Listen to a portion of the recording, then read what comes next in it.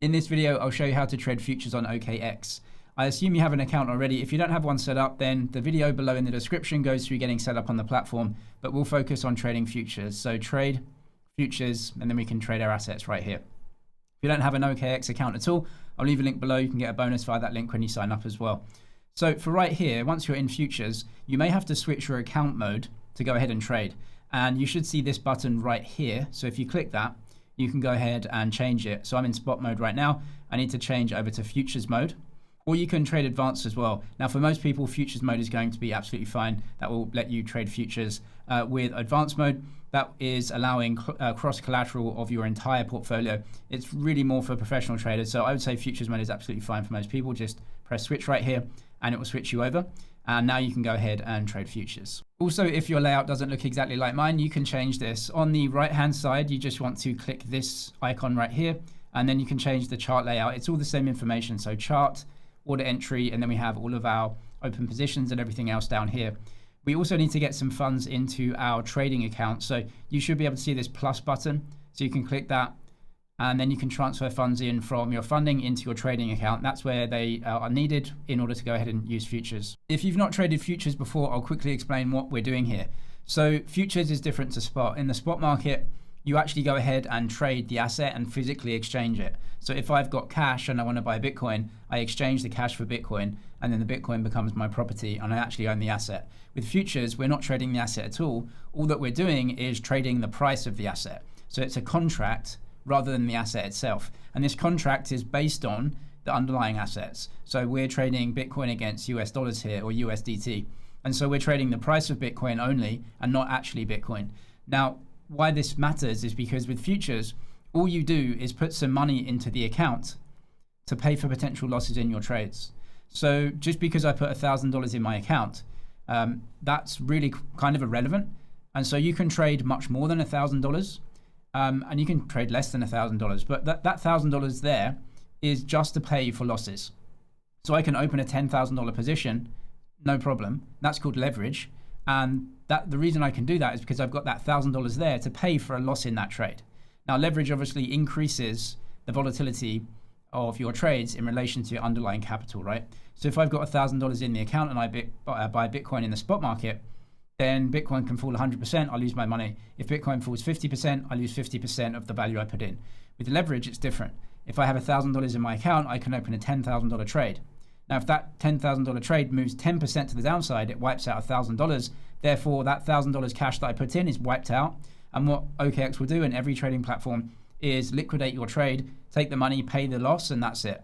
So with futures, we can trade with leverage. Now, you don't have to trade with leverage either. You can just trade smaller than the amount of cash or the same amount of cash that you have in. It's up to you.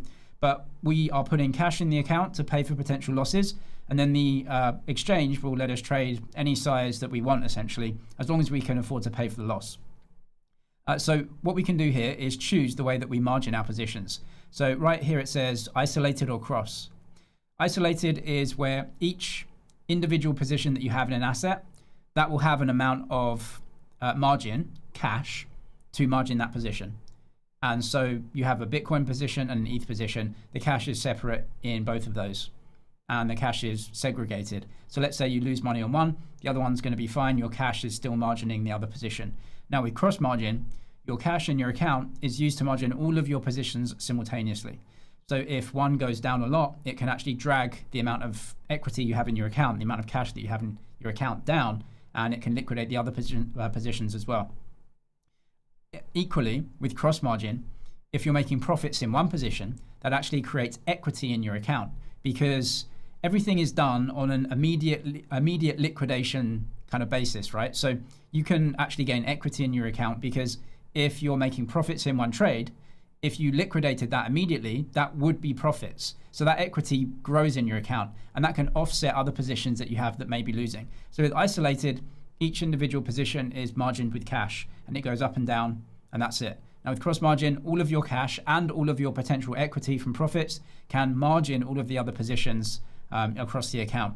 So cross is a little bit more complex, but it might have some benefits if you're a bit more advanced. For isolated, you're just taking in individual positions. So you can choose either one. I'll choose cross for this example.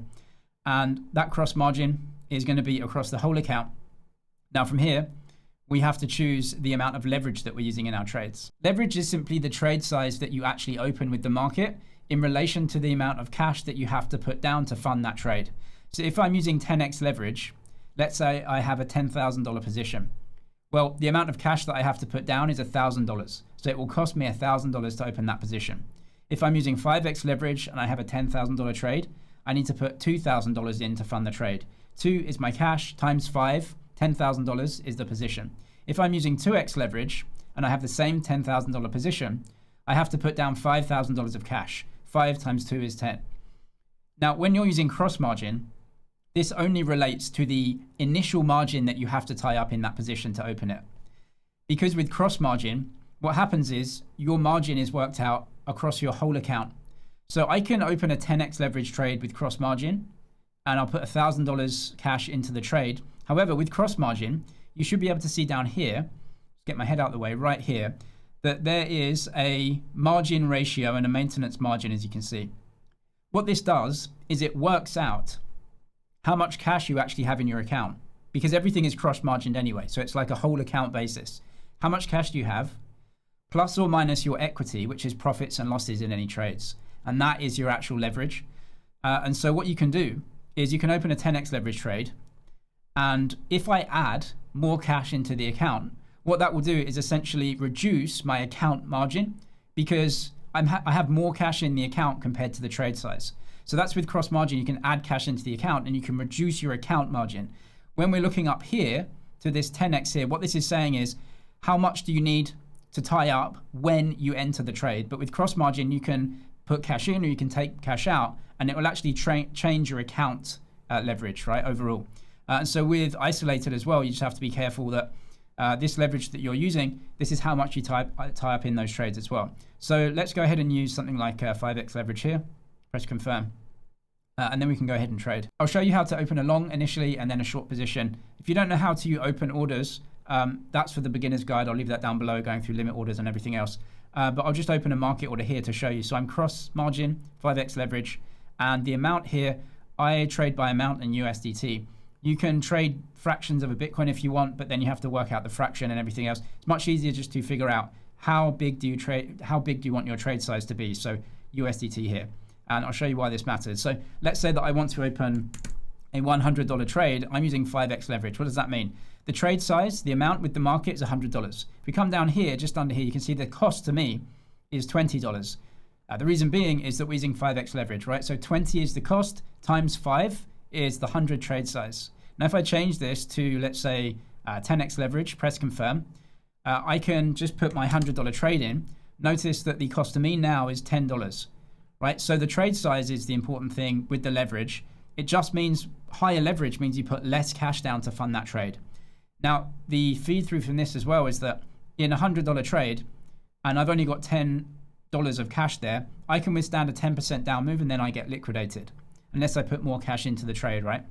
And so with, let's say, 2x leverage, confirm, same $100 trade size, but notice that I'm funding way more of the position. I'm now funding half the position, so 50 times 2 is 100. So I can now withstand a 50% down move before the trading platform says, look, you don't have any other cash to fund the position. We're going to liquidate your position, get out and pay for the loss. So it's up to you what you want to use.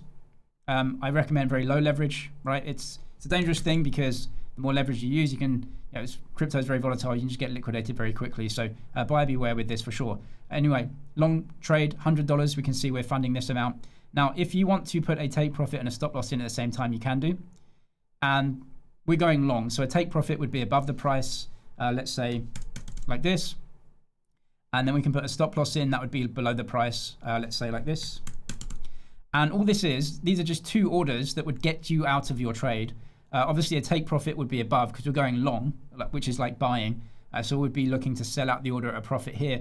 And then a stop loss would prevent further losses down here. So at 70,000, I would sell, close out the trade, and take the loss. Now, what you can also work out is your leverage in relation to your stop loss. With futures, most people will use a stop loss because things can get very volatile. So they want to know exactly how much they're going to lose if they do lose.